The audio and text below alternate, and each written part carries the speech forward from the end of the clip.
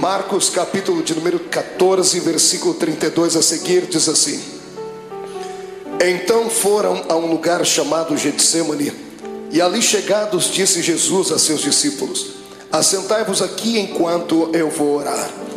E levando consigo a Pedro, Tiago e João, começou a sentir-se tomado de pavor e de angústia. E lhes disse assim: A minha alma está profundamente triste até a morte. Ficai aqui e vigiai. E adiantando-se um pouco, prostrou-se em terra e orava para que, se possível fosse, aquela hora lhe fosse poupada. E dizia assim: Abba, Pai, tudo te é possível, passa de mim este cálice, contudo não seja o que eu quero, e sim o que tu queres. Voltando, achou-os dormindo e disse a Pedro: Simão, tu dormes? Não pudestes vigiar nem uma hora? Vigiai e orai, para que não entreis em tentação. O espírito na verdade está pronto, mas a carne é fraca. E retirando-se de novo, orou repetindo as mesmas palavras. E voltando, achou-os outra vez dormindo, porque os seus olhos estavam pesados e não sabiam o que lhe responder. E veio pela terceira vez e disse-lhes: Ainda dormis e repousais? Basta, chegou a hora. O Filho do Homem está sendo entregue nas mãos dos pecadores. Levantai-vos, vamos, eis que o traidor se aproxima. Feche a sua Bíblia, coloque no banco, coloque na cadeira. Pegue na mão da pessoa mais bonita do seu lado. Atravesse a faixa de Gaza. Pegue na mão dele, isso, pegue na mão dela. Aperte com carinho até ele falar aleluia. Pentecostal que não faz barulho está com defeito de fabricação, não é? Vamos orar. Senhor Jesus, eu te exalto, eu te glorifico. Te exalto porque o Senhor é rei. Te glorifico porque o Senhor me deu a honra de ministrar aos seus súditos nessa noite. Te exalto, ó Deus, porque eu sei em quem tenho crido. E te glorifico porque sei que o Senhor já está atento às nossas orações esta noite. Eu não tenho sombra de dúvidas do seu mover neste lugar hoje. E eu quero agora lhe fazer dois pedidos que costumeiramente faço.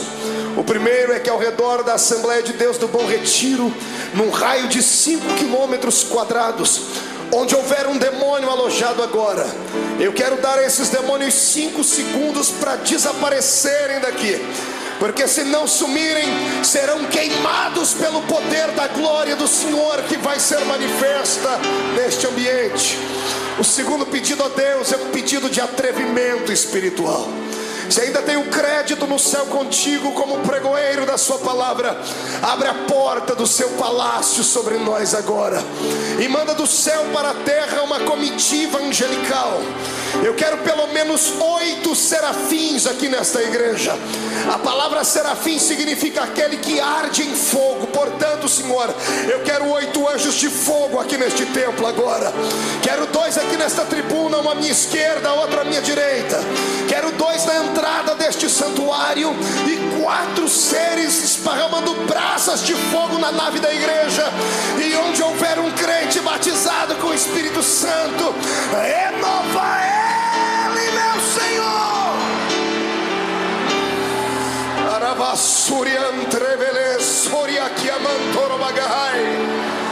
Deus, tu não precisa da ajuda do homem para nada. Tu és onipotente, Senhor.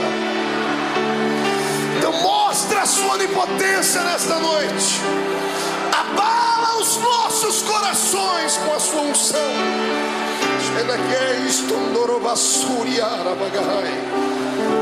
Muito obrigado, Jesus. Fica conosco aqui. Amém e amém. Erga o dedo indicador para o céu comigo, o dedo de profeta. Aponte o dedo no nariz do seu irmão. Diga para ele: escute aqui. Se você não trouxe lenço, prepare a manga da camisa, a ponta da gravata, do vestido, o que for, porque hoje você vai se derreter na presença de Deus aqui. Quem crê nisso, tem um grito de glória a Deus. Aplausos a Jesus. E tome o seu assento, glorificando o nome dele.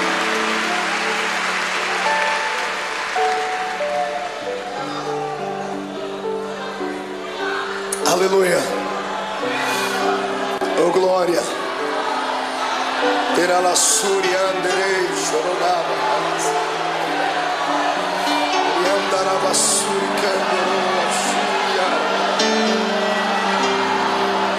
Glorifico, Jesus. Senhoras e senhores, amada noiva do Cordeiro, quando eu abro a minha Bíblia Sagrada no Evangelho de Marcos, no capítulo 14, aqui onde lemos, diante dos momentos que antecederam a crucificação de Jesus, eu tenho uma palavra atualizada para os nossos corações. Certa vez, ouvindo um grande sábio pregador, ele disse algo que na época, talvez pela minha juventude, talvez pela força do ímpeto da juventude, eu achei que ele estava sendo apenas um tanto eloquente no que falava, e descobri anos mais tarde que era uma realidade. Ele dizia que a mensagem da noite, ela depende do estado de espírito daquele que vai transmiti-la. Se o pregador estiver alegre, a mensagem vai ser esfuziante. Se ele estiver melancólico, a mensagem será melancólica, porque o Senhor usa o vaso na situação em que ele está. Você já me viu pregar aqui mensagens daquela que a tampa da chaleira voa lá para cima. Toda segunda-feira tem sido um mar de poder aqui, não é verdade? Quem tem participado, quem tem ficado cheio de Deus, sabe disso. Mas hoje eu quero levar você por outro caminho. Quero convidar você para se entregar a Jesus hoje e permitir que Ele venha moldar de novo o seu vaso. Eu sei que vaso só pode ser quebrado no processo da preparação. Depois que o vaso está pronto, ele não pode ser quebrado mais, porque se for quebrado, terá que ser colado, e mesmo servindo ainda para alguma coisa, vai ficar dentro dele algumas cicatrizes. Eu quero crer que todos nós estamos ainda num processo de formação, não chegamos ainda à estatura daquilo que Deus quer. Então hoje o Senhor vai despedaçar o nosso vaso, e nós vamos sair daqui um pouquinho mais apaixonados pelo Cristo ao qual nós servimos. Amém? Então dê um grito de glória a Deus para estremecer o inferno inteiro. Viver não é fácil. Viver é uma aventura. O dom da vida não foi confiado a todo o grande universo. O dom da vida, a existência mais plena dela, o Senhor confiou apenas nós que somos seres humanos.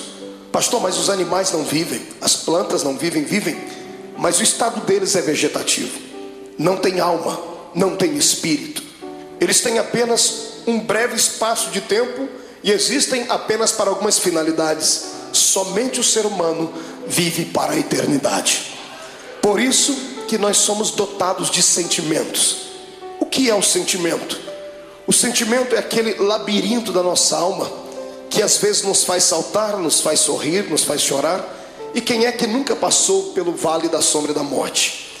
E só há um remédio que pode trazer a cura para os nossos sentimentos: é a doce presença do Espírito Santo. Porque a doença da alma, a dor dos sentimentos, da frustração, da depressão e da angústia, ela está localizada onde o médico não consegue localizar, bem na divisão da alma com o espírito. E só a palavra de Deus e a presença do Espírito Santo vão até este lugar. E é isso que Jesus vai fazer conosco aqui hoje. Ele vai transformar esta igreja hoje não num quartel-general, mas num grande hospital. E Ele, junto com a sua equipe médica, que é composto pela Santa Trindade e os seus anjos, vão trazer um milagre para a nossa alma.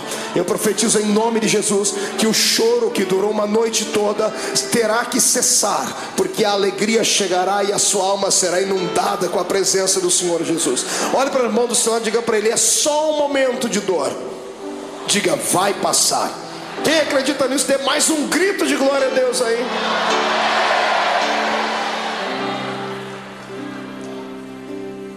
Quando eu olho para Jesus e fico às vezes tentando usar o meu raciocínio humano, por que é que ele veio?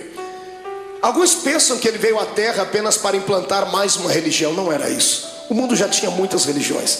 Já haviam religiões perfeitas aos olhos do homem. Já haviam religiões cheias de legalismo.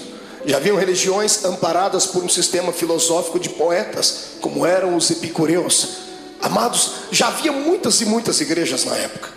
Então a pergunta continua: por que é que Jesus veio à terra? Ele não veio à terra simplesmente por vir, como cantava Raul Seixas em uma música onde ele apontava o dedo para o nosso Salvador e chamava Jesus de ridículo, dizendo que ele não era besta para dar uma de herói. Jesus não foi apenas um herói, não foi apenas um mártir.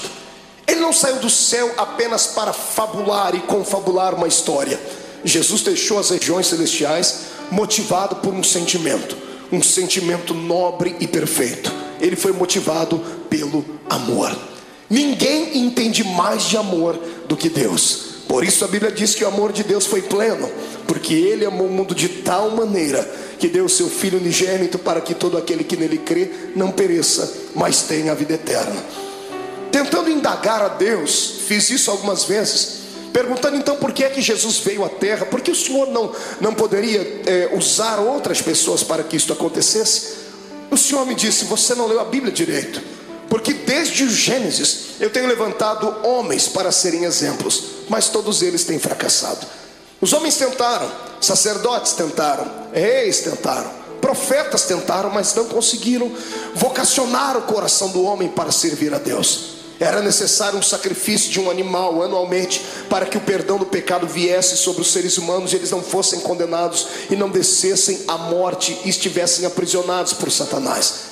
Desde o Gênesis até o começo do Novo Testamento, nós temos uma série de dimensões históricas onde Deus tentou confabular com o homem a sua história, ensinar a eles um pouquinho da sua graça, e os homens não pareciam entender.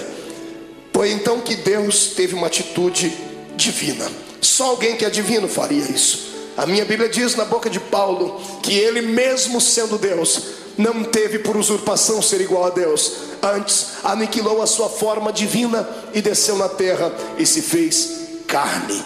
Aqui começa o mistério da minha vida e da sua. Aqui começa uma das explicações para as grandes perguntas da vida, das crises existenciais, que nem Freud conseguiu explicar. Por que é que estamos aqui?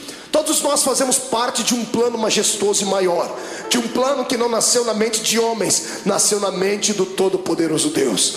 No meio do caminho houve percalços, houve bloqueios, e Deus então, para reconstruir a sua história, o seu plano original, Ele teve que sair do céu e vir ser um entre nós. A minha maior alegria como homem nesta terra, como pregador do Evangelho, não é ter viajado por mais de 40 países do mundo. A minha maior alegria não é passar pelas ruas das cidades e ver um crente me reconhecer, ou saber que Jesus me deu um ministério abençoado. Não, a minha maior alegria se consiste nisso, em saber que eu tenho alguém lá em cima no céu, que para poder entender as minhas fraquezas e falhas, teve que sair de lá e vir experimentar um pouquinho desta vida triste e pequenina dos mortais. Amados, para que eu e você não fôssemos destruídos, destituídos, amassados e jogados dentro de um buraco, Jesus teve que sair lá de cima para tentar compreender a nossa falibilidade. Eu falo isso com propriedade, porque o Deus que está acima no céu nunca pecou, nunca sentiu dor, nunca foi desprezado a ponto de sentir náuseas e vontade de morrer enquanto estava lá em cima no céu. Eu penso que o próprio Deus falava com o Filho e com o Espírito Santo lá em cima, dizendo: por que será que esta raça humana não conseguem ser aquilo que eu quero que eles sejam? Se você pegar o Velho Testamento e ver o pensamento de Deus, se você torcer as páginas do Velho Testamento, vão sangrar, porque o Senhor havia ditado a sua lei. O homem que não pudesse caminhar junto com ele era logo destituído. O homem que não pudesse ser santo era logo morto. Veja o Deus do Velho Testamento trabalhando, abrindo a terra, engolindo homens. Por que é que Deus trazia morte e o terror sobre o seu povo? Pensava ele que aqueles que permanecessem vivos, olhando aqueles que foram punidos, se converteriam, seriam mais santos, seriam mais produtivos. E Deus via que, pelo contrário, aquilo parece que trazia, ao invés de temor, trazia ira no coração dos seres humanos. E alguns, por pura rebeldia, tratavam logo de desmerecer a Deus e de serem inimigos dele. O Deus do Velho Testamento tentou, ele fez de tudo que estava na sua mão para fazer, e até o ponto dele chegar no céu, sentado no trono, e dar um grito sobre aquilo que Isaías escreveu no seu livro, gritando bem alto: e agora? A quem eu enviarei? E agora quem há de ir por nós? Porque na terra não tinha ninguém justo o suficiente. Os homens não aceitaram o Deus Jeová, aquele que quando vinha em cima de uma nuvem, fazia tremer os montes, fazia os seus relâmpagos engrandecer o coração dos homens, e os os homens não aceitaram. Então o Senhor está no céu, tentando encontrar uma nova maneira de atuar. E a maneira foi aquela mais talvez não pensada, mas que chegou a chocar o próprio Deus. O seu filho, sentado à sua direita, se levanta e diz: Pai, está chegando a hora então de nós tomarmos uma atitude divina. Está na hora de fazermos algo transcendental. Está na hora de eu deixar o meu trono e virar homem de carne e ser um como eles são, para eu poder entender o que eles passam, para eu poder saber o que é que leva esses seres humanos a chorar, a sentir dores. Por que é que eles têm tanta facilidade em se curvar diante dos problemas? Por que é que eles ficam deprimidos? E é isso que Jesus faz. A transferência do céu para a terra não foi apenas um ato da legalidade divina, foi um ato imortal de Deus. Deus se fez carne para vir aqui entender a minha vida e a sua vida. O que eu acho mais lindo é que Ele entendeu. Ele passou pelos mesmos vales que nós passamos, Ele passou pelas mesmas sombras que nós passamos. E o mais importante, Ele venceu. Ele deu para nós um exemplo dizendo: é possível passar pelo vale e se levantar lá na frente. É possível andar de cabeça baixa, mas daqui a pouco erguer a sua cabeça, porque o ser humano é imagem e semelhança de Deus. Eu não prego nessa noite para um público comum de derrotados. Eu prego para homens e mulheres de carne e osso, mas que tem uma essência divina dentro deles. Eu olho para fora e vejo a embalagem, mas o conteúdo desses que me ouvem é um conteúdo transcendental. O Deus eterno que criou o universo pela força do seu poder e pelo poder da sua palavra o sustenta, habita dentro desse homem e dessa mulher que está aí do seu lado. Quem acredita nisso, erga a mão para cima e glorifique a Deus.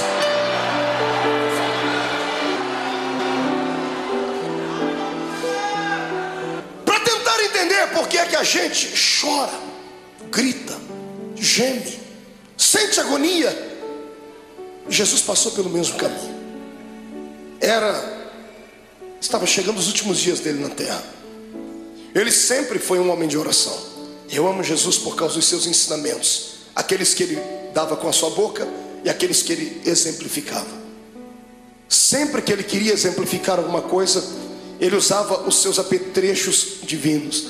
Todas as vezes que ele operava um grande milagre, ele se escondia no meio do mato para orar. Diferente dos seres humanos do século 21. Toda vez que temos uma vitória, a primeira coisa que fazemos é ir para um restaurante comer uma boa picanha. Fazemos festa, não é verdade? Fazemos uma viagem, empreendemos uma ida até a beira da praia. Jesus sabia do perigo de se ter uma vitória. Toda vez que você tem uma vitória, o seu arqui-inimigo fica furioso muito mais do que antes, e ele vai preparar uma luta pior ali na frente.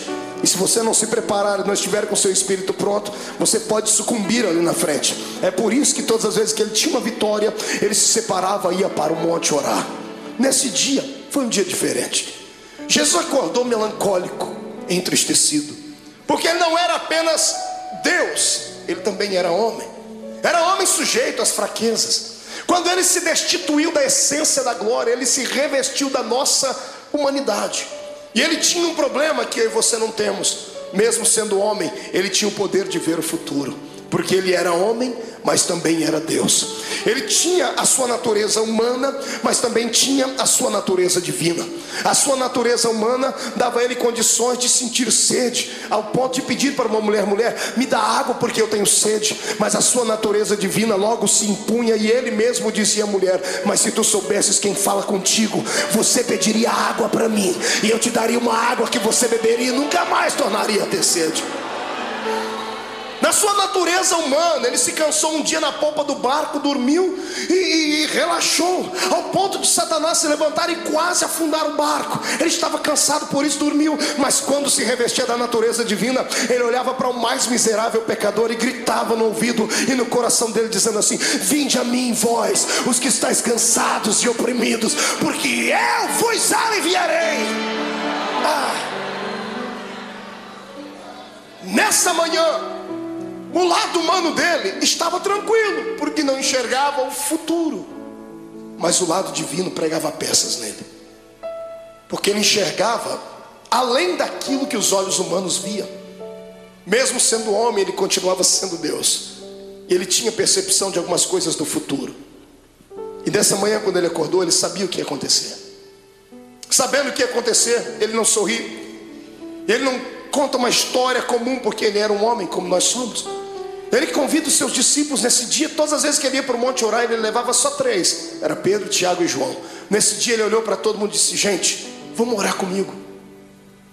Eu imagino os discípulos olhando uns para os outros, dizendo assim: o quê? Jesus está pedindo oração para a gente? Ele está pedindo para a gente acompanhar ele até o monte para orar. E ele foi.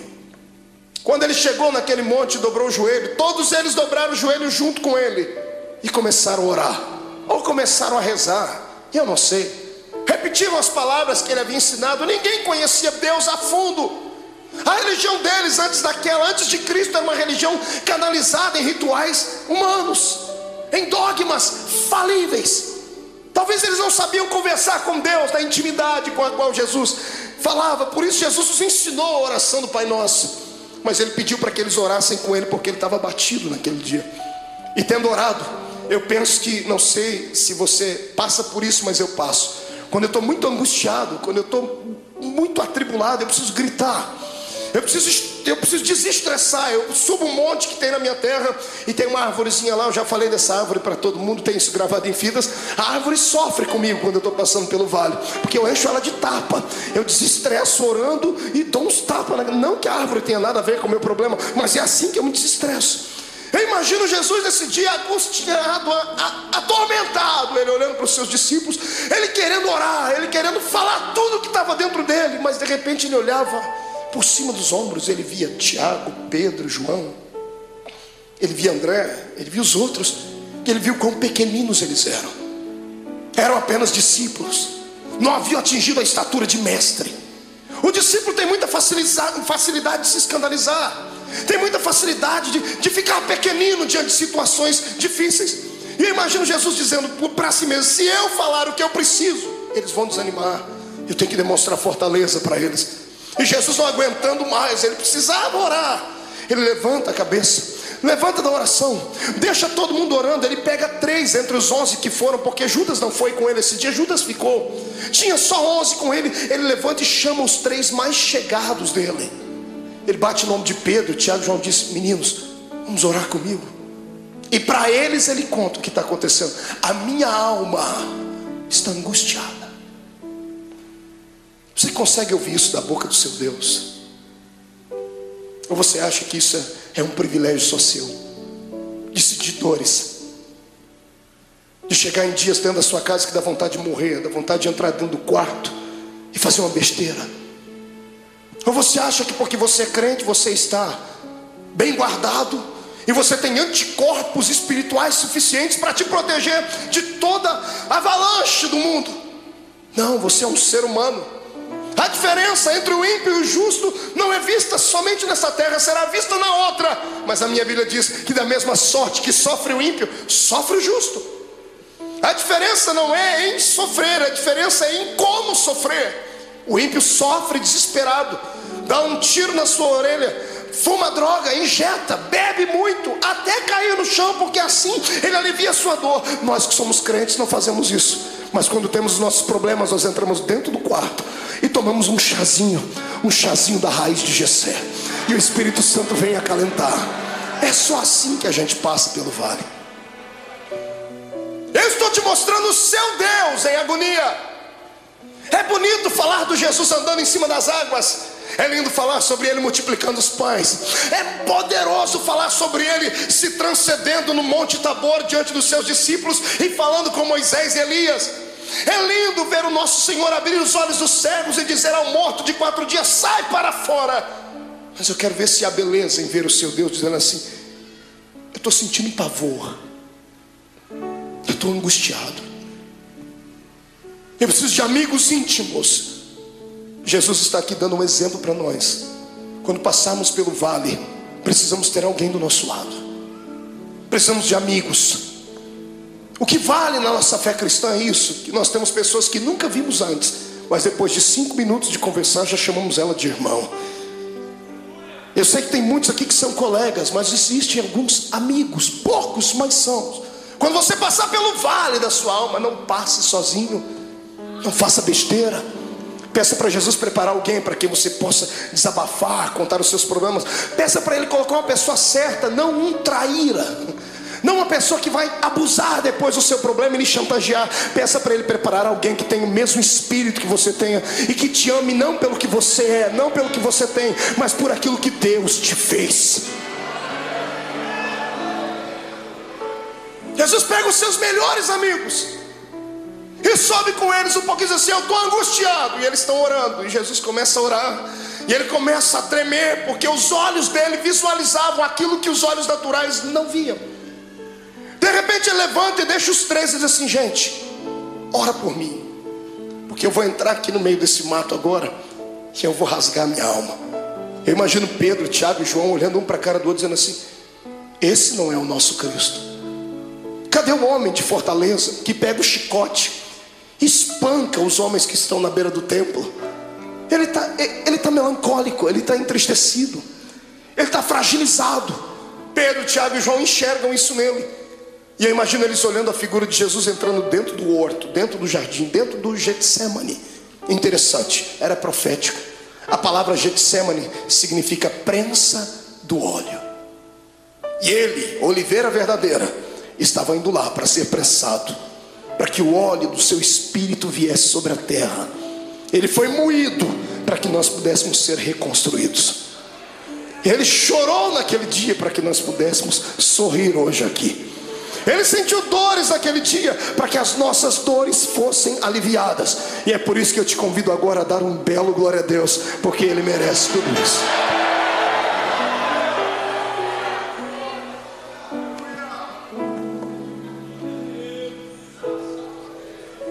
Ele começa a orar. Agora que não tem mais ninguém perto dele, ele rasga a alma e diz assim: Pai, eu sei que a hora é chegada, mas o meu lado humano não está aguentando. Então eu vou fazer um pedido ao Senhor. Se der, Pai, passa de mim esse cálice. Se der, risque esse momento. Se der, me priva de sentir aquilo que eu já estou vendo que vou ter que sentir. Quando Jesus ora desse jeito, é posto uma vírgula na sua oração. Se levantam dois reinos do lado dele nesse momento: o reino de Deus e o reino de Satanás. Os anjos se calam no céu, o próprio Deus está em silêncio no céu olhando. Os demônios estão fazendo figa, estão torcendo, dizendo assim: se ele não for até o fim, não tem salvação. Se ele não for até o fim, o plano está mais uma vez destruído. E Satanás está lá orando para si mesmo, pedindo para que todos os poderes das trevas viessem trazer uma nuvem negra sobre Jesus naquele dia. E quando Jesus diz: Pai, se for possível, passa de mim esse momento, esse era o lado humano. O lado divino dele sobrepõe, e ele abre os olhos. E se como homem ele enxergava apenas o jardim naquela noite, se como homem ele enxergava apenas as árvores, o céu que devia estar escuro e o vento soprando, se como homem ele enxergava apenas pedras e relva, como Deus ele enxergou além de tudo aquilo. Ele enxergou além das pedras, além da relva. Ele enxergou além do tempo. Ele enxergou além dos séculos. Ele enxergou além do espaço. E sabe o que ele viu? Você.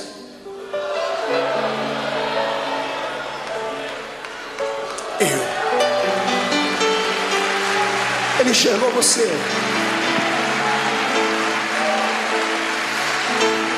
Sabe como ele te enxergou? Não como um super-homem ou uma mulher maravilha, bem trajado dentro da religião, cheio de poderes, de status, não.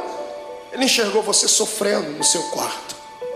Ele enxergou você chorando pelas ruas de São Paulo, desempregado. Ele enxergou você no momento em que as pessoas mais te atormentaram, que os seus inimigos lhe perseguiram. Ele enxergou a sua alma rasgada e você gritando e sentindo dores. E ele sabia que você não ia conseguir passar pelo jardim do Getsemane. Ele sabia que você ia tentar correr de lá. Então ele entrou no meio e disse assim: Pai, já que eles não vão dar conta de ir, eu vou no lugar deles. Ele se levanta e diz: todavia seja feita a sua vontade.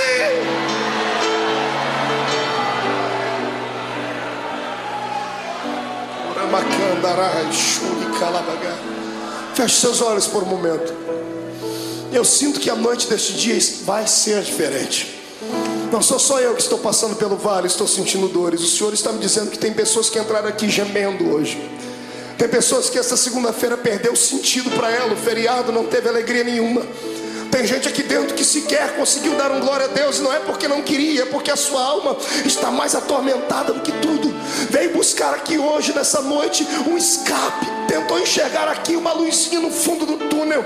Em nome de Jesus, como profeta do Deus vivo, eu profetizo que o tempo de cantar chegou. Os espíritos de tormento, os espíritos de acusação, os espíritos que provocam o seu espírito, te deixam abatido, chegaram até a porta do templo, mas tiveram que voltar. Quando eu fiz a oração inicial, eles tiveram que recuar 5 quilômetros. E eu te dou uma palavra de Deus: eles não vão voltar. Você vai sair daqui hoje de cabeça erguida, sorridente, alegre, de paz, cheio de Deus. Vai entrar na rua da sua casa com a coroa da vitória. Você não é um derrotado, você não é mais um. Você nasceu para a vitória. Quem acredita nisso, adore ao Senhor.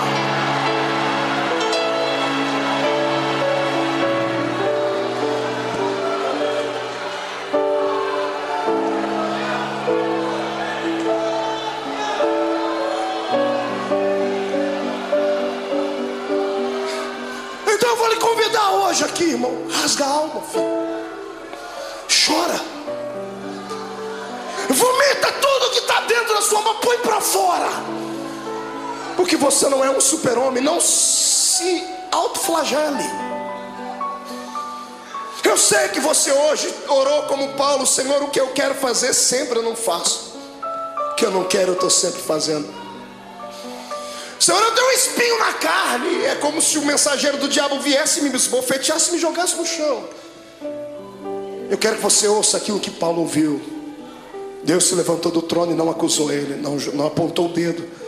Deus olhou para Jesus do lado dele, viu a mão furada, viu o sofrimento do filho e disse assim: ô Paulo, fica tranquilo.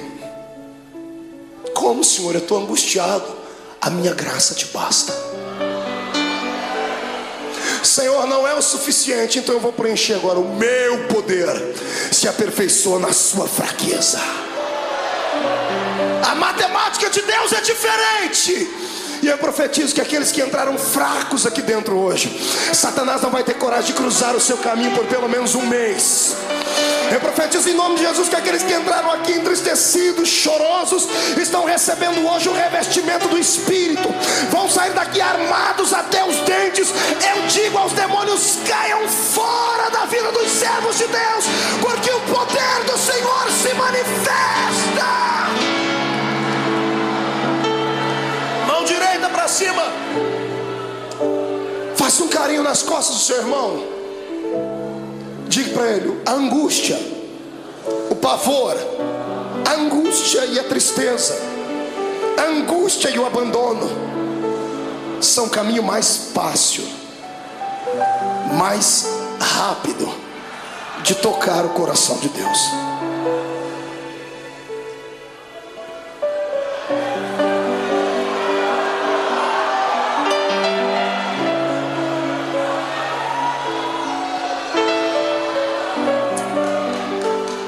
Era a adversidade. Meu sogro me ensinou uma frase que ele deve ter ouvido em algum lugar, eu já citei ela algumas vezes: que não há bem que sempre dure, e também não há mal que nunca acabe. Tudo na vida tem um ponto de equilíbrio. A vida da gente é igual às 4 estações do ano. Alguns estão sorrindo do seu lado porque estão vivendo o verão da vida deles. O sol da justiça está alto, está brilhando sobre ele, está corando a sua pele, por isso que o irmão está sorridente. Outros estão vivendo a primavera da sua existência, estão florindo, estão frutificando, estão crescendo. Em contrapartida, outros entraram no outono, começaram a perder as folhas, começaram a perder o colorido. E difícil saber que alguns entraram pelo caminho do inverno, estão sucumbindo, estão tendo que buscar água nas profundezas dos lençóis mais profundos da terra, estão tendo que se curvar diante de tudo.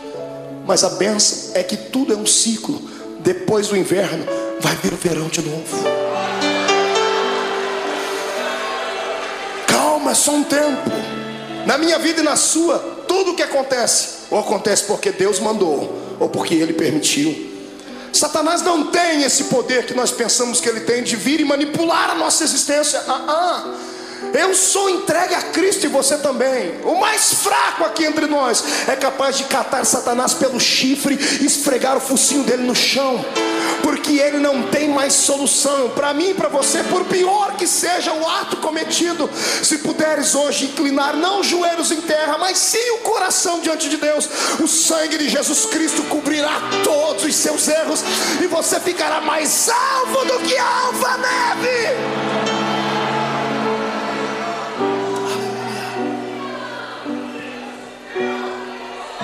Mas escute, o que é para você passar, ninguém vai passar no seu lugar. E tem épocas na vida que a gente tem que passar sozinhos. Tem vale que não tem amigo íntimo, ninguém. Tem coisas que somos só nós e Deus. E o pior é que nesse exato momento parece que Deus nos esquece. Eu não sei o que é pior, a correção de Deus ou o silêncio dele. O silêncio, quando você grita e lá do céu vem uma resposta assim: psss. Jesus estava se sentindo assim aqui. A alma dele estava contrita.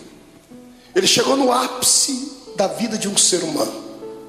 Ele levanta daquele horto tremendo, suando sangue. Eu fui estudar isso à luz da ciência.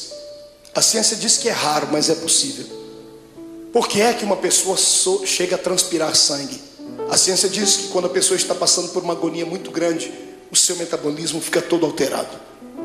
3 coisas podem acontecer. Primeiro, ela pode sofrer um infarto no miocárdio, porque a adrenalina correndo pelo seu corpo, o coração não dá conta de bombear tanto sangue e pode explodir. Segundo, quando a etapa do coração é vencida, as veias do cérebro não suportam, a pessoa pode sofrer um derrame. Terceiro, quando é vencida a etapa do coração e da mente, aí os poros se dilatam e o sangue que está sob pressão dentro do corpo, ele sai pela pele. Como Jesus não podia morrer de ataque cardíaco, nem podia morrer de derrame cerebral, porque a cruz estava preparada, o sangue dele saiu pela testa, pelos poros. Eu queria que você imaginasse a afeição do seu Cristo quando ele passou a mão na testa e viu o sangue. O lado humano dele deve ter se contorcido, mas era preciso passar por aquele vale, era preciso ir até o fim. Ele levanta dali como um vitorioso. O reino das trevas está abalado porque acharam que ele ia parar naquele momento. Ele levanta e pega os discípulos dormindo. Que decepção. Mas ele sabia que eles eram fracos. Ele olhou para os discípulos, acordou e disse assim: nem uma hora pudestes velar comigo? E os discípulos já correm e dobram o joelho. Jesus diz: não, agora é tarde. Eis que o Filho do Homem será entregue na mão dos pecadores.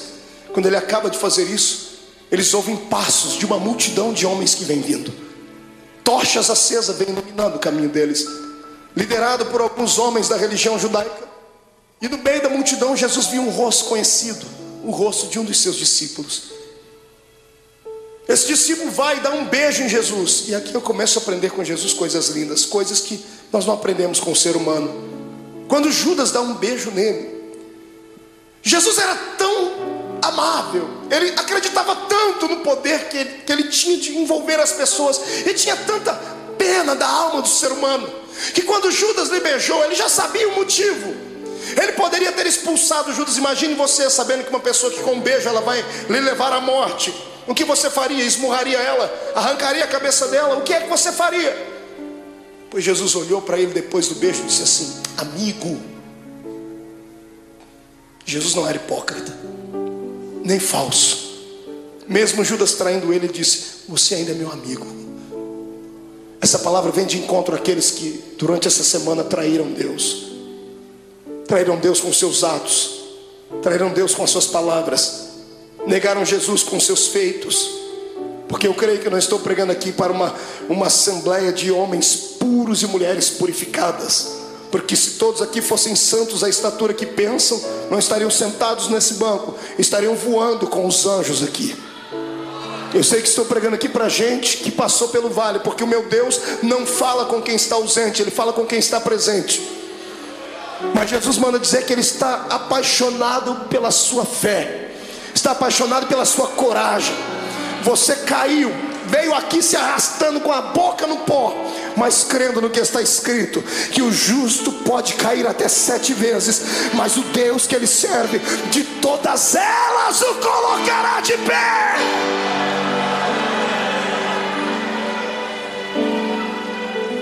Você continua sendo amigo de Deus. O amor de Deus não dá para se entender. O amor de Deus tem que ser aceito.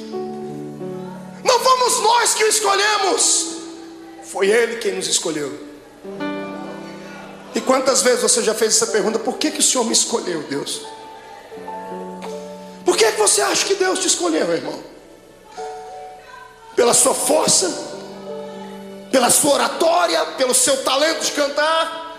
Você acha que Deus olhou para você e disse: não, esse aqui eu vou poder usar, então eu vou investir nele, e o outro que não prestava ele não investiu? Não foi nada disso. Deus olhou para você e alguma coisa em você atraiu Ele. Não foi você que foi buscar Deus em uma igreja, foi Ele que trabalhou no seu coração em casa, usou o testemunho de alguém. Deus queria você, mas a palavra final foi sua: eu vou. Quando você disse vou, o Senhor disse: pronto, eu escolhi, agora Ele veio. Você foi escolhido por Deus. Escute, deixa eu dizer uma palavra, que isso aqui vai quebrar esse demônio que te atormenta, vai acabar com a sua depressão. Escute: nenhum ser humano pode surpreender Deus. Não há nada que você faça, não há nada que você pense, não há nada que você aconteça que você vai deixar fazer Deus ficar assim: nossa, o meu filho me espantou. Porque Deus conhece tudo. Você nunca vai surpreender Deus. É por isso que eu me apoio nessa palavra, para nunca sair dela. Porque o diabo, ele só sabe falar do passado. Ele só sabe acusar você do que você fez, do que você cometeu antes de entrar dentro dessa igreja hoje. Ele só sabe apontar o dedo para você e metralhar você, dizer assim: você foi isso, fez isso e aquilo. É por isso que eu prefiro ficar com Deus, porque Deus não fala do passado. Todas as vezes que Deus olha para você, sabe o que Ele fala? Do seu futuro. E lá no céu, imagina Ele acotovelando Jesus, está vendo aquela filha lá? Olhe lá na frente e veja o que eu vou fazer com ela. Está vendo aquele homem? Olhe lá na frente e veja o que ele será. Porque Deus não é como caranguejo que anda olhando para trás. O Senhor está na nossa frente.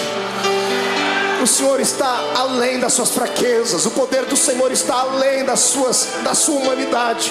O poder de Deus está além dos seus complexos. É por isso que eu te convido nessa noite: saia de dentro da prisão que está a sua alma. Deixa o Senhor hoje sacudir as portas desta prisão e arrancá-las para fora. Deixa Deus mostrar para você que mesmo amarrado em um tronco, com os pés amarrados, todo ensanguentado, você ainda tem um cântico nos seus lábios, tem uma arma atômica nos seus lábios. Enquanto você cantar, as muralhas vão cair. Eu convido você hoje a saltar para dentro do território dos vitoriosos. Yes, adore o seu Deus.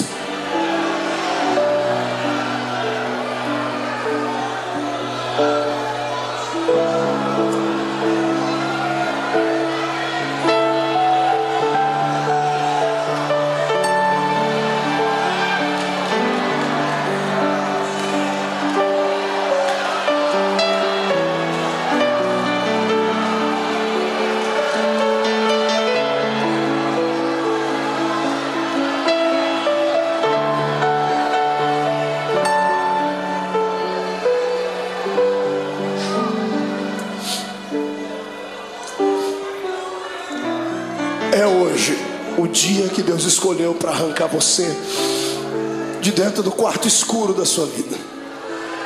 Os espectros do passado que te sondam, os demônios que encontraram uma brecha, vão ter que serem rápidos para saírem, porque se não saírem serão destruídos.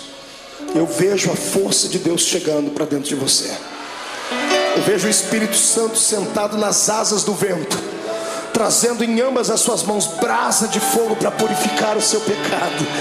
e na mão direita dele uma unção de gozo para te fazer saltar pelo menos uma semana inteira.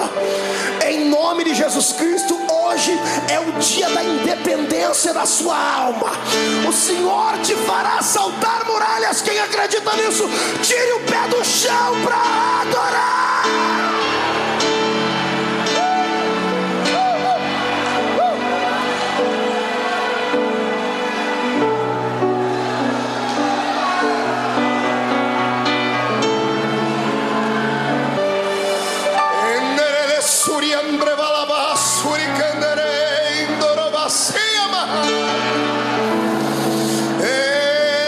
Adore a Deus, cante um hino de vitória e vem agora para perto do altar. Curve o seu coração, porque Deus de pé está.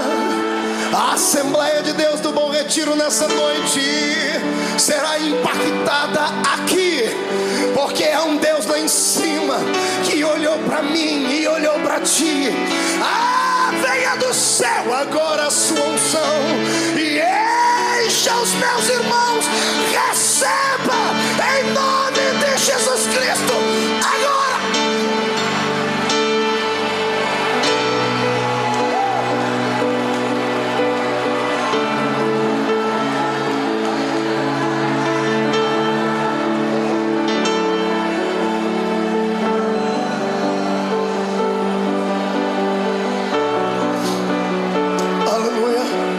Sente um pouquinho. Olhe para cá.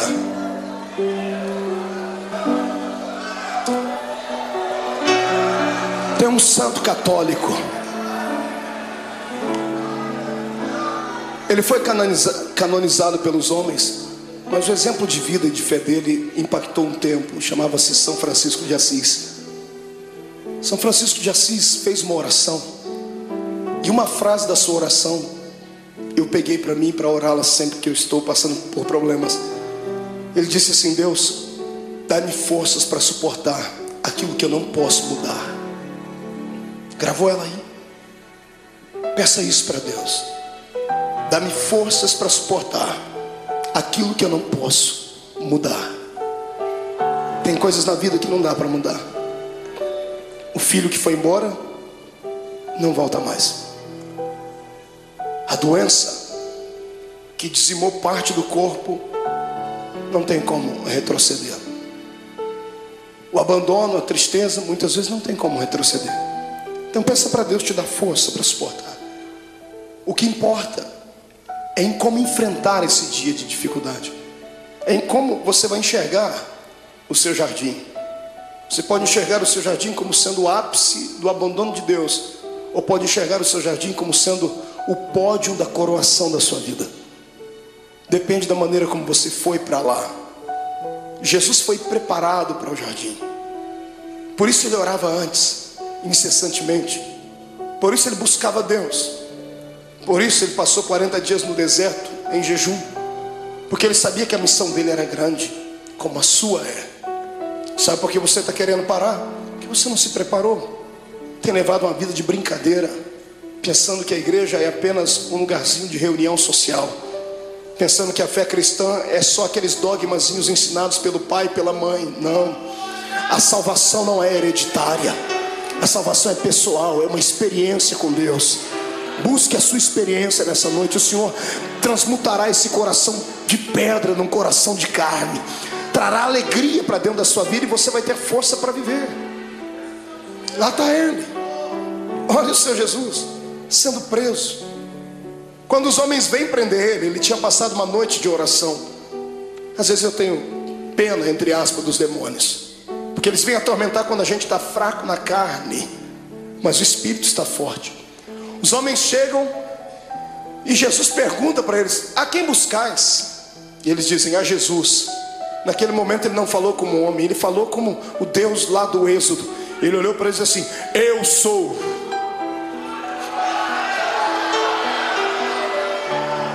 Por um pouco aqueles homens não morreram fulminados, porque quando ele liberou a sua palavra, rema, eu sou, eles caíram no chão. qualquer preso sairia correndo, qualquer pessoa condenada sairia correndo, qualquer covarde sairia correndo. E eu não duvido que os discípulos iam pegar na mão dele: Jesus, aproveita o momento e foge. E ao invés de ir para a direção contrária, ele vai e ajuda as pessoas a ficar de pé. Você consegue imaginar Jesus pegando Imagina ele falando: I'm sorry, desculpe. Em vez de falar como homem, eu falei como Deus. Foi só um momento, eu estou aqui, pode me prender.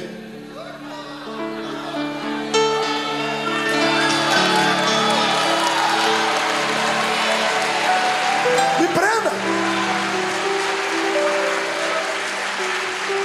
Eu imagino que os próprios soldados que foram prender Jesus se assustaram. O quê? Me prenda, eu estou preparado. O que eu estou fazendo agora vai trazer uma mudança no planeta Terra. O momento de sofrimento agora trará algo na eternidade jamais visto, nunca visto. Se o grão de trigo não morrer, ele vai viver para sempre na solidão. Mas quando ele morre, ele gera outros. Eles podem não amar-me suficiente, podem não ter orado comigo à noite, podem ter me negado, podem ter me vendido, mas eu os amo. Aleluia. O amor de Deus é o amor ágape. Você já conhece isso, é a cartilha dos crentes. Amor eros, amor filos e o amor ágape. Amor eros é de homem para uma mulher, o amor filos é de mãe para filho, filho para pai. O amor ágape é o amor de Deus, é o amor puro, é o amor que se ama sem esperar nada em troca. É o amor que Paulo falou lá na sua epístola aos Coríntios 13. É o amor que tudo suporta. É por isso que Jesus está te segurando. Aleluia. Eu dizia a um amigo hoje que eu descobri depois de muito tempo por que é que o ser humano não deve pecar. O ser humano não deve pecar simplesmente porque existem leis na Bíblia dizendo que ele não deve pecar. Deus não odeia você porque você peca. Deus não quer te destruir quando você erra, não é isso. É que Deus é Pai. E Deus sabe que todas as vezes que você peca e erra, você se arrebenta. Todas as vezes que você faz alguma coisa errada, é você quem se machuca. E qual pai quer ver o filho machucado? Qual pai quer ver o filho ferido? Está entendendo? É por isso que o Senhor não quer que você erre, que você burle a lei. Porque tudo que Ele estabeleceu são princípios, e tudo que foge dos princípios te machuca. Olha para você agora sofrendo por causa desse adultério. Olha você sofrendo aí dentro, as mágoas, tristes, desejando uma pessoa que não é sua e não pode ficar com ela, não tem jeito. Olha vocês sofrendo porque pegou aquilo que não era seu. Olha aí você sofrendo porque passou por cima de tudo aquilo que Deus tinha para você. Olha você angustiado. É isso que te tira da igreja. Não é a perseguição do pastor, não é a palavra pesada do outro, não é. São aquilo que nós infringimos na lei de Deus. E Jesus me disse ao meu ouvido enquanto eu estava de joelho ali: tem muita gente que quer se afastar da igreja, filho. E fala para eles que não importa o que eles fez, importa o que eu fiz por eles. Sai da frente, Satanás, eu estou com raiva de você. Eu tenho certeza que nesta noite os planos de Satanás mais uma vez caíram por terra, porque o Senhor te ama e ponto final. Quem é amado por Deus, adore a Ele.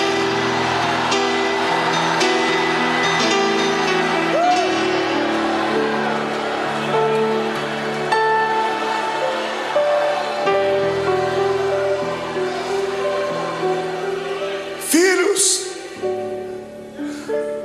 a rejeição, a cruz, a agonia, vocês não vão suportar, eu suporto por vocês. E levaram ele como um preso comum. Fizeram do meu Jesus uma peteca. Caifás, Anás, Pilatos, Herodes, Pilatos. Ninguém achava nada de errado nele. Ele tinha palavras para incriminar os homens, mas ele se calou e não se defendia. Pilatos fica estarrecido e diz assim: que homem é esse? Pilatos queria soltar Jesus, mas o ego dele era muito massageado pelos judeus.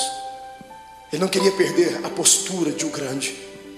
Então, para alegrar o coração dos judeus, ele pensava que isso iria aplacar a ira deles. Ele manda chicotear Jesus. E pegam o meu Jesus, o seu Jesus, levam ele numa noite fria para um lugar, numa praça, amarram as mãos dele em uma estaca, deixam ele seminu. Aquilo era já motivo para matá-lo, porque todo judeu tinha vergonha de mostrar o seu corpo. Estava sendo humilhado, até que ele começou a ser flagelado. Azorrague era o nome da arma com a qual bateram em Jesus. 12 tiras de couro, na ponta de cada tira um osso de carneiro quebrado ou limalha de ferro. Cada vez que o carrasco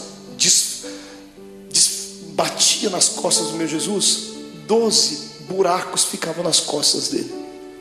Paulo disse: assim como o meu mestre, eu tomei uma quarentena de açoites menos uma.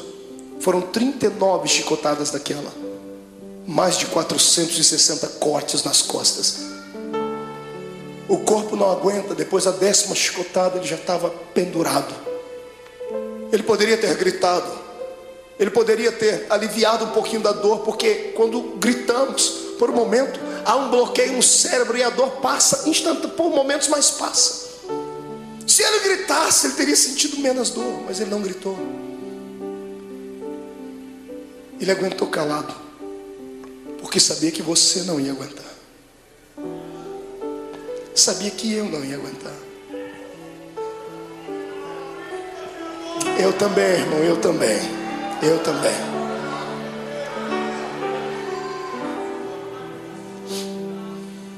Quando tiram Jesus da estaca, ele está semi-morto, caído no chão. Alguém embrulha o corpo dele num pano, pensando fazer o bem. Estavam fazendo mal. Jogam ele dentro de uma cova, dentro de uma cela fria, úmida, fétida. No outro dia de manhãzinha, Pilatos já havia se reunido com algumas pessoas. O povo não havia quem acalmasse o povo. O povo quer a morte dele.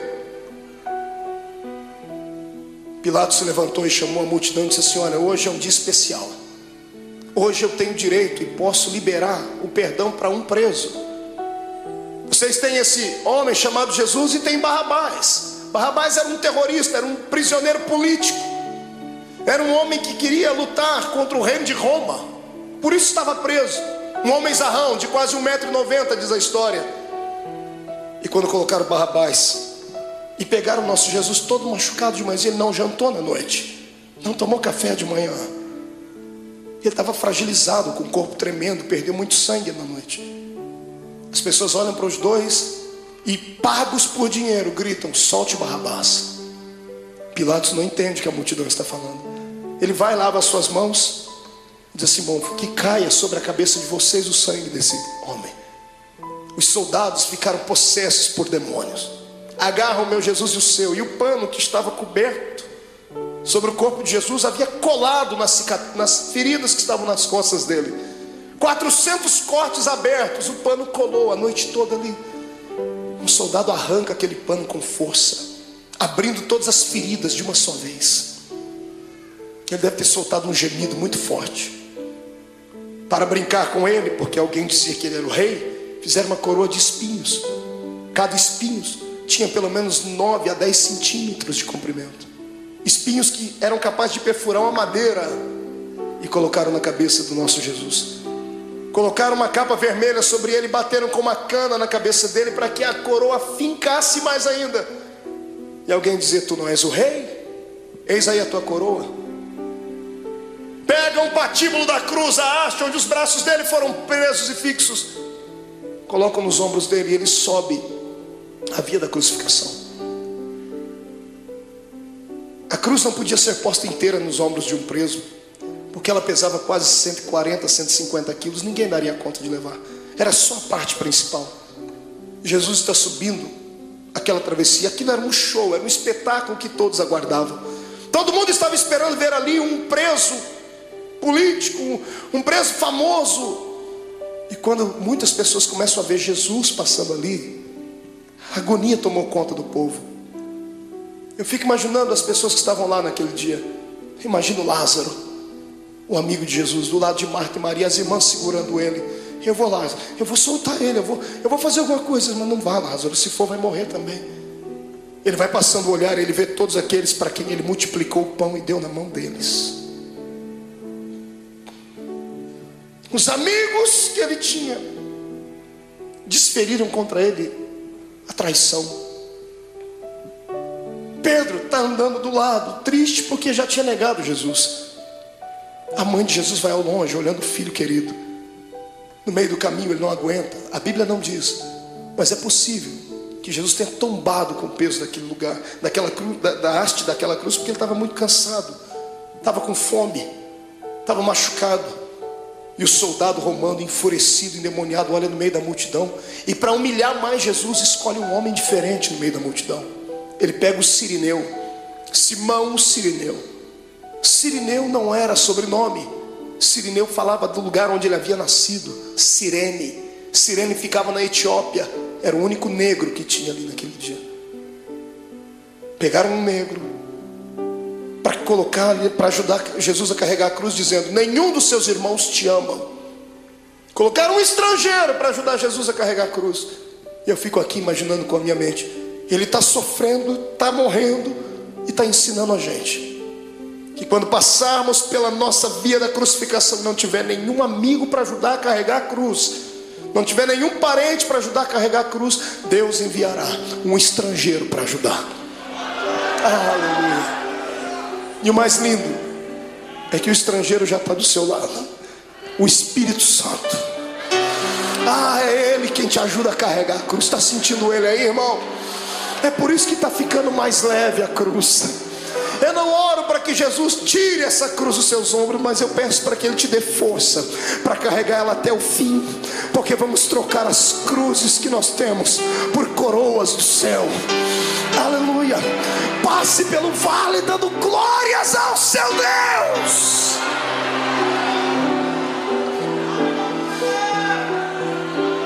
Sobe comigo. Vem no Gólgota comigo. Ele está subindo, a multidão está indo atrás, os soldados estão gritando. Quando chegam lá em cima no Gólgota, tiram a haste que estava sobre os ombros de Jesus e pegam a haste maior e pregam lá. Então sim, uma cruz. Pegam Jesus e vão crucificá-lo. A história diz que a cruz era feita 5 dias antes da crucificação. Era feita sob medida. Por quê? Por causa do tamanho e o peso do preso. Era feita sob medida porque antes de pregarem o preso já havia um lugar próprio para cravar o prego. Já faziam um buraco na cruz para que facilitasse a entrada do prego.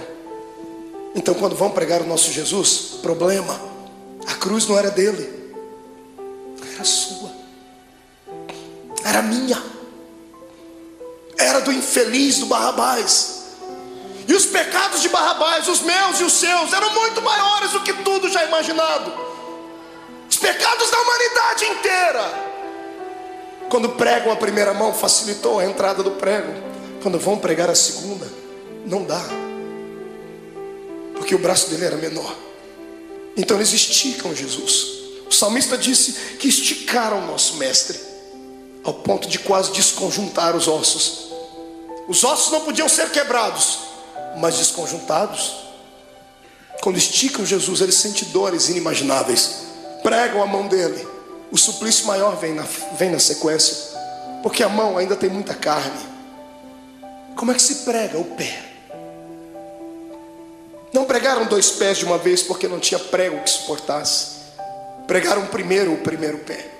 Pregos de 17 centímetros, golpe desferido em cima do osso, ou entre as juntas dos pés. Quando o primeiro prego entra e crava o pé do meu Jesus naquela cruz, ele deve ter se contorcido, um desejo de gritar, mas era tudo que Satanás queria ouvir, fraqueza. E ele engolia seco, porque por dentro ele dizia para si mesmo: já vai acabar, não vai demorar muito, eles não vão suportar isso, então eu suporto por eles. Pega um segundo pé e outro prego, prega um segundo pé em cima do primeiro. Então temos 2 pregos segurando os pés dele na cruz. Quando os soldados levantam a cruz, o buraco no Gólgota está feito. Levantam a cruz e eram presos. Você já viu algum policial tratar bem um preso? Abrir a porta do camburão e dizer assim: entra por favor, querido. Ninguém disse: olha, vamos colocar a cruz com cuidado. Quando eles levantam a cruz e soltam dentro daquele buraco, soltam com todo o peso do corpo dele. Quando a cruz bate dentro do buraco do Gólgota, o corpo de Jesus pende para frente. Ele fica preso pelos pregos das mãos e dos pés, e o corpo pende para frente. Os seus ossos comprimem o seu pulmão e ele não consegue respirar. Ele sabia mais do que ninguém que carne sufocada, Deus não aceitava o sacrifício dela. Então ele arruma força onde não tem, ele segura nos pregos, ele firma os pés e traz o corpo para trás, num esforço quase que sobre-humano, sentindo dores que você jamais sonhou.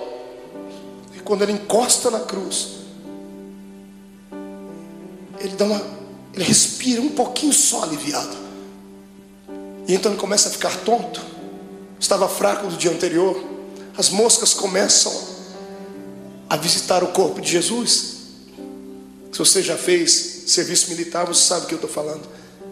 Quando você está diante de todo o esquadrão e um maioral está passando perto de você, você não pode nem se mexer. Posição de sentido. Os mosquitos voam em volta do nariz, dá vontade de colocar a mão, mas não pode. Jesus estava ali, ensanguentado, suado, sentindo dores. As moscas estão voando sobre ele e ele não tem força nem para expulsá-las. Do lado dele é posto um bandido e do outro também. Quando ele olha para os dois bandidos, eu penso que ele intercede pela alma deles. O da esquerda fica endemoniado. O diabo entra dentro do corpo dele e ele olha para Jesus e diz assim: oh, você não é o Deus, você não é o Cristo, você não é o Todo-Poderoso? Sai da cruz e tira a gente daqui, rapaz. Eu imagino a tristeza com que isso chegou no ouvido de Jesus. Pensa, você está morrendo por ele e ele está debochando de você. A dor daquilo deve ter sido maior do que a dor dos pregos, maior do que a dor do chicote, porque a dor do desprezo é maior do que tudo. Deus olhou do céu e disse: não, meu filho não vai ficar assim. Espírito Santo entra no coração daquele bandido da direita. Vamos fazer um equilíbrio. O da direita fica cheio do Espírito Santo. Pregado na cruz, grita para o outro: pare de atormentar ele. Esse homem não fez nada, a gente está aqui porque merece, e ele não. O da direita estica o pescoço, porque Pilatos deu um presente para Jesus. Mandou colocar uma insígnia em cima da cruz: Rei dos Judeus. O preso estica o pescoço, e quando ele lê em cima da cruz Rei dos Judeus, ele abaixa a cabeça e sussurra: o Rei, Rei, ó Rei. Imagino Jesus levantando a cabeça, sentindo dor, dizendo: está falando comigo, rapaz? Estou. O Rei, lembra de mim quando entrar no seu reino. Aleluia. Eu imagino Jesus dizendo, eu penso, conjecturo: o que, filho? Lembra de mim quando entrar no seu reino. Eu acredito que você é rei. Lembra de mim. Eu imagino Jesus dando um sorriso no meio do sangue, no meio da dor, e dizendo para si mesmo: valeu. Pelo menos um acreditou. Jesus olha para ele antes dele desfalecer e diz: moço, ainda hoje você vai cortar as faixas, vamos inaugurar o paraíso juntos. Eu e você, ainda hoje estarás comigo no paraíso.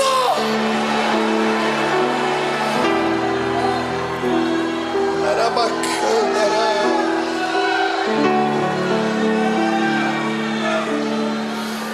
incline a sua cabeça. Derramado em meu coração, não sei como agradecer-te o que tu tens feito a mim. Eu só posso dar-te agora a minha canção. Quem pode cantar comigo?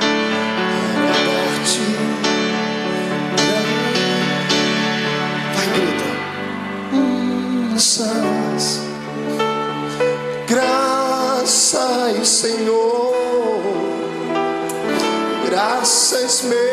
Senhor Jesus.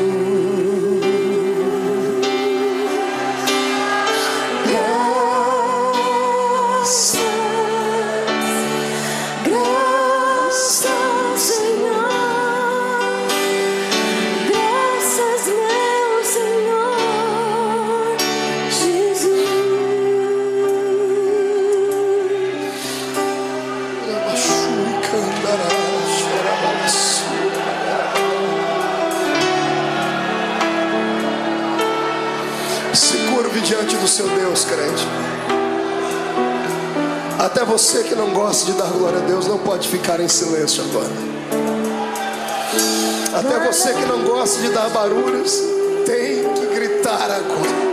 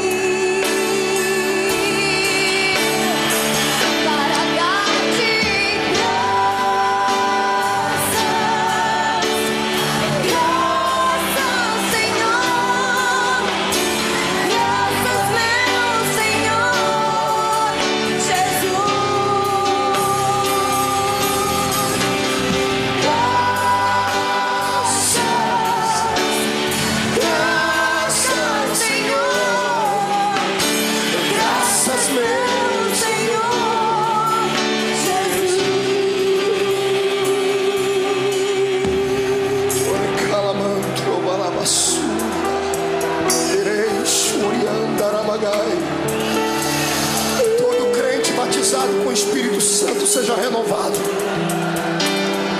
Todo crente que está envolvido pelo poder do sangue de Jesus Cristo seja renovado. Quem nunca orou em línguas, que seja batizado agora. Que este lugar comece a flamejar.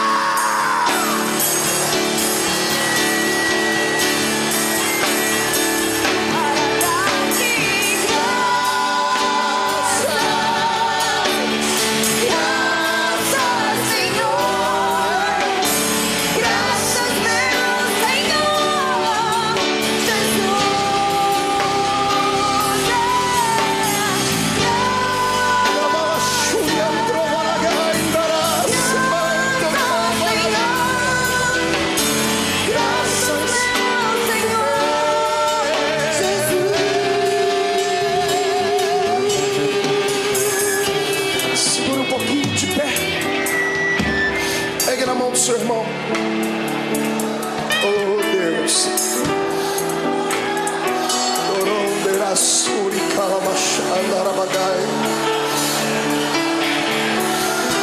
eu sinto o poder do sangue de Jesus aqui. O Senhor está perdoando pecados nessa noite. Aleluia! Sai da frente, Satanás! Estamos em guerra!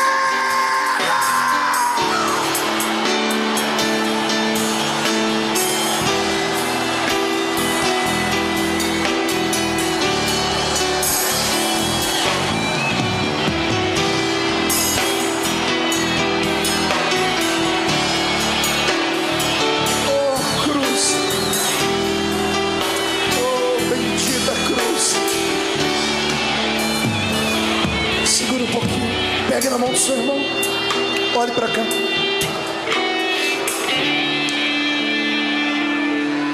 A agonia dele continuava. Chegou uma hora que ele olhou para o céu. Como homem, ele enxergava só as nuvens, o sol. Mas de repente, como Deus, ele olha para o céu e ele não vê nuvens. Ele olha para o céu e não vê pássaros. Ele vê o trono, Rubens. Quando ele vê o trono, ele vê o pai dele. Só que o pai dele está de costa. O pai virou as costas para ele. E no momento de dor, de muita agonia, ele disse: "Ô pai, por que tu me abandonou?" Quantas vezes você já falou isso, crente? Deus entende quando você diz isso, porque Jesus passou por isso. Não é que Deus estivesse feliz com o sofrimento do filho. Se Deus continuasse olhando, ele ia arrancar Jesus daquela cruz, Joel. E se ele arrancasse Jesus da cruz antes dele morrer, Deus ficaria derrotado. Deus poderia ter destruído a terra, mas ele preferiu virar as costas para não ver. E o lado humano de Jesus sentindo dores, mas o lado divino dentro dele dizendo assim: já está acabando, aguenta mais um pouquinho, segura. A morte está lá com as garras da mente de Jesus, tentando arrancar o espírito dele, e ela não consegue, porque ele não tinha pecado. A morte estava inofensiva. Ela era acostumada a carregar para dentro do inferno pecadores. Mas como arrancar da terra um homem que nunca pecou? Eu imagino a morte dizendo: desse eu não dou conta. Eu imagino Jesus levantando o rosto para cima e dizendo assim: eu vou te ajudar, morte. Onde está o teu aguilhão, ó morte? Onde está o teu poder que não consegue levar um homem fragilizado uma noite inteira? Eu te ajudo. Quem diz que a morte matou Jesus não sabe da verdade. A morte não matou Jesus, foi Jesus que se entregou para ela. Você é muito fraca, morte, então eu vou te ajudar. Eu me rendo, eu entrego meu espírito, consumado está.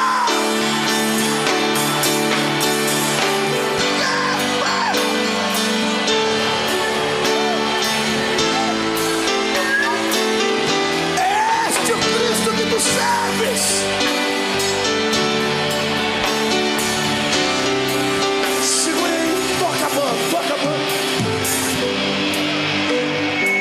Escute.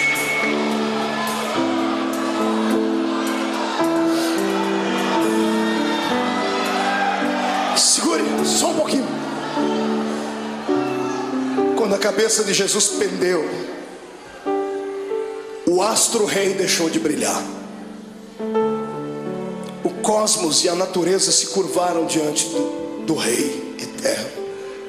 As rochas se fenderam, o sol se escureceu. A multidão que gritou: crucifica-o, começou a bater no peito e dizendo: ele era Deus. O centurião que ajudou a fragilizar o corpo dele está embaixo da cruz, gaguejando e dizendo: este homem era o Filho de Deus. Maria está embaixo, João está abraçado com ela, dizendo: aguenta, mãe, aguenta. Tiram Jesus da cruz. Ele morreu primeiro do que os bandidos. E um dia eu orei a Deus, Deus me revelou por quê. Por que Jesus morreu antes dos bandidos, irmão? Será que Jesus era tão fraco assim? Porque os outros bandidos também foram flagelizados. Por que Jesus morreu primeiro? Eu perguntei a ele um dia, e o que ele me respondeu: é só crente cheio do Espírito Santo para entender. Jesus nunca gostou da morte. E todo morto que cruzou o caminho dele ressuscitou. Todo. Ele chegou a parar velório, cortejo fúnebre, Jesus nunca gostou da morte porque ele era Deus. Ele sabia que o homem não foi feito para morrer. Toda vez que a morte cruzou o caminho dele, ele parou ela. Nesse dia, para não ver os dois morrerem antes, ele falou: eu vou morrer primeiro, porque se eles morrerem eu vou ter que ressuscitar eles aqui. Perto de mim ninguém fica morto. Aleluia.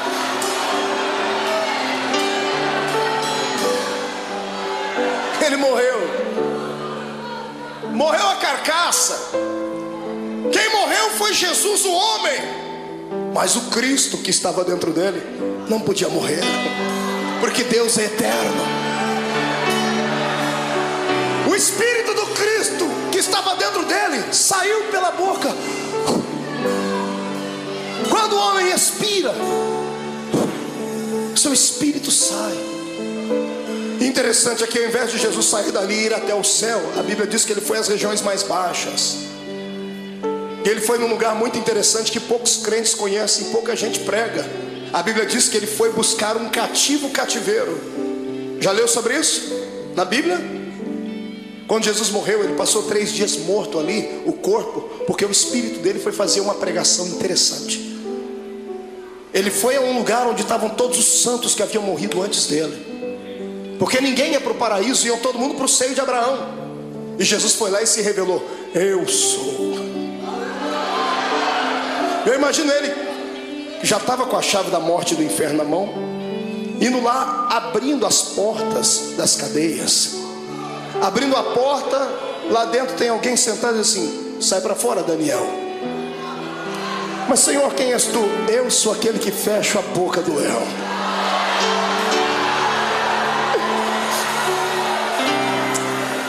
Sai para fora, Jeremias. Quem é o Senhor? Eu sou o oleiro e você continua sendo vaso. Vai na porta. Sai para fora, Ezequiel. Quem és tu, Senhor? Esqueceu de mim? Eu sou aquele que mediu as águas para que você entrasse nelas. Águas de vida, águas que purificam, sou eu. Jesus vai na cela de um homem chamado Manoá. Quando ele abre a porta: sai para fora, Manoá. Senhor, quem és tu, Manoá? Você perguntou o meu nome quando eu fui anunciar o seu filho. Eu sou maravilhoso, Manoá. Sou eu. Sai para fora, Davi. Quem és tu, Senhor? Eu sou o bom pastor que dá a vida pelas suas ovelhas. Sai para fora. Sai para fora, Ananias, Misael e Azarias. Senhor, quem és tu? Eu sou o 4º homem da fornalha de fogo. Sai para fora.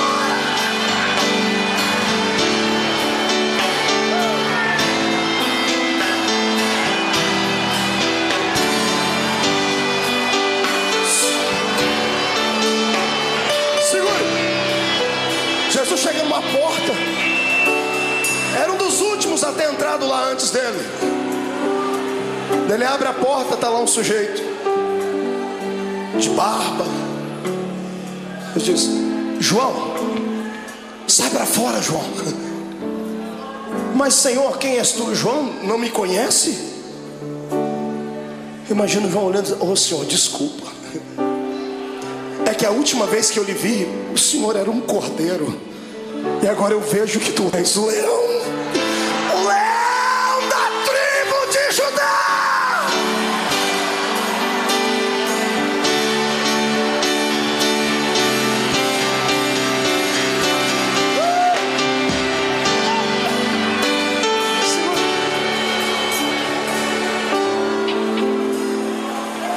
Momentos antes disso acontecer, Jesus fez uma visitinha lá na casa do diabo. Está todo mundo chorando aqui em cima, na terra, e tem um monte de demônio fazendo festa no inferno. A morte e o diabo dançando catira e forró. Os demônios cantando, é festa. Jesus morreu. Quando Jesus morreu, eles esperavam que ia cair uma pedra em cima da cabeça deles. Quando Jesus expirou, eles: ai, mas não aconteceu nada, então vencemos. Passaram a noite toda fazendo festa lá no antro do inferno. Foi num belo dia, os demônios todos deitados, cansados, dormindo. Eu imagino. a escuridão do inferno começa a receber luz. Ele vem, e não vem andando, vem flutuando dentro daquele lugar.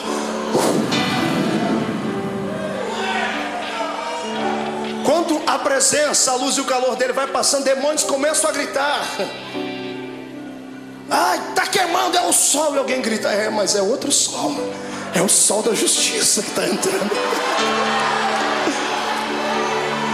Os gritos devem ter acordado o diabo e a morte. Jesus olha para a cara dos dois. Antes de falar com o diabo, Jesus vai no colarinho da morte, agarra ela pelo colarinho e diz: onde está a morte? Onde está o teu aguilhão, a morte? Jesus pega e joga ela para um canto. Jesus vai onde está o diabo, fala: Satanás, agora é contigo, seu infeliz. Me agonizou lá no monte, achou que eu não ia vencer. Eu vim aqui provar para você que é possível ser homem na terra e ainda ir morar no céu.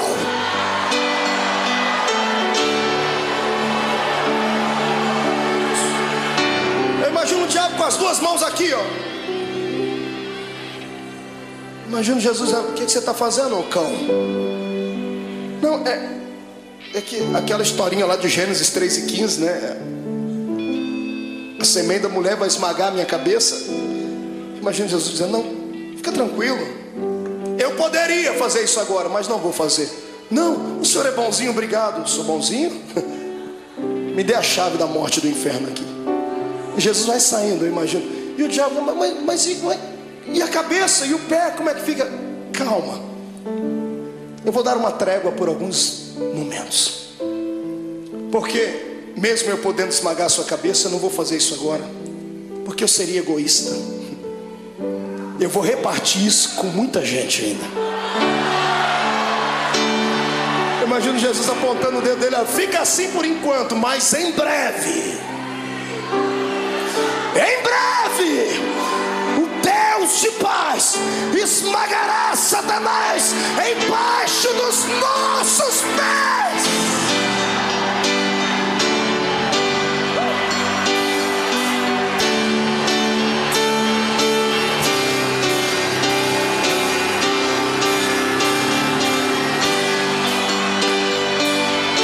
Segura, vamos encerrar.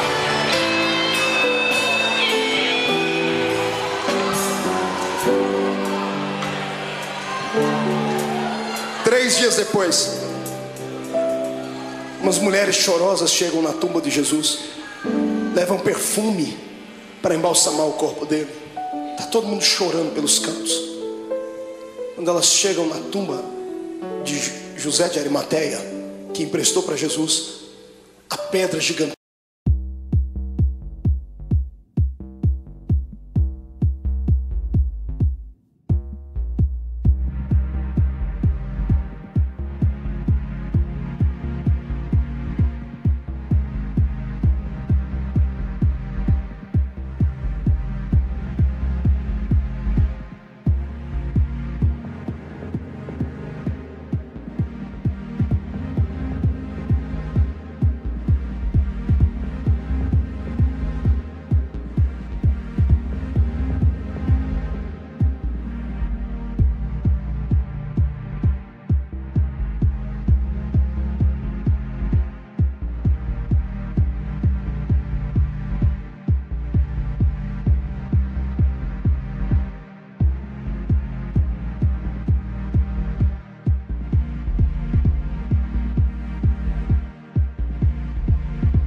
que estava removida. Desesperadas, elas pensam que alguém roubou o corpo de Jesus. Quando elas entram lá dentro, no meio de duas pedras, tem dois homens de branco.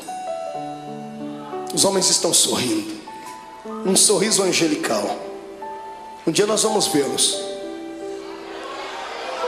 E as mulheres perguntam: onde puseram o nosso mestre? E os homens dão um grito para as mulheres: por que procurais entre os mortos aquele que vive?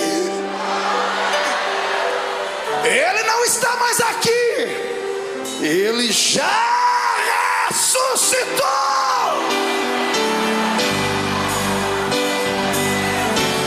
Vou te dar um conselho: passe a quinta-feira da angústia. Chegue na sexta-feira da crucificação e não se entrega. Se segura, porque o domingo da ressurreição vai chegar. E Deus manda dizer que essa noite foi transformada no domingo da sua ressurreição. Eu quero saber onde estão aqueles que estão passando por uma sexta-feira de dor, estão passando pelo vale, estão sofrendo, sentindo angústias, estão com vontade de deixar tudo, não aguentam mais as perseguições, não aguentam mais passar pelo vale da sombra e da morte, e querem que o domingo da ressurreição chegue logo. Vem, irmão, vem aqui à frente, vem correndo que eu vou orar por você. Vem, você não está sozinho. Eu estou passando por esse vale também. Eu estou passando por esse vale. Vem, se chora mesmo, derrama as últimas lágrimas. Viver é assim. Hoje a gente perde, mas amanhã a gente ganha. Hoje a gente está embaixo, mas amanhã vamos estar por cima.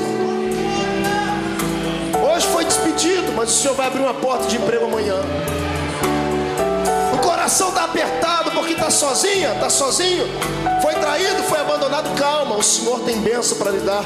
Ele já preparou, mas ou Ele vai trazer de volta o que foi, e se aquele não prestar mais, Ele vai preparar outro. Ninguém perde com Deus. Ele só pede para você ter paciência. Segura um pouquinho, grite, mas não murmure. Se jogue no chão, mas não perca a fé, porque em nome de Jesus Cristo,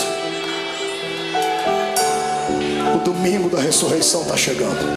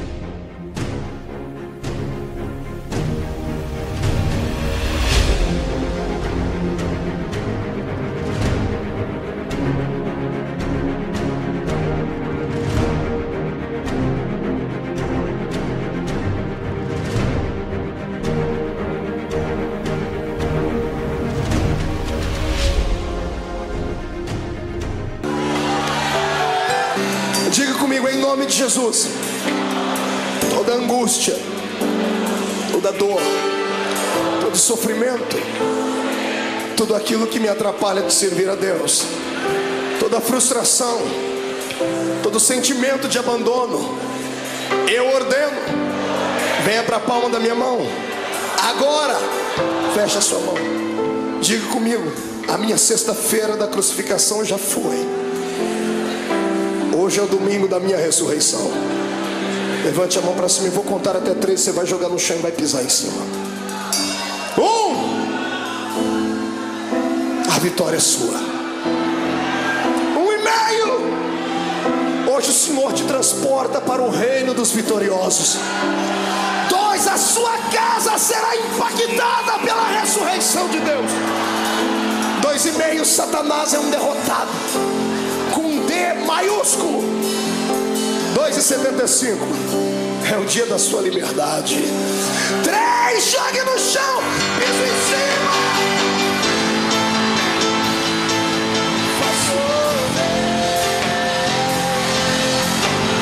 Abre as comportas do céu. Vai chover. Vai chover. Abre as comportas do céu.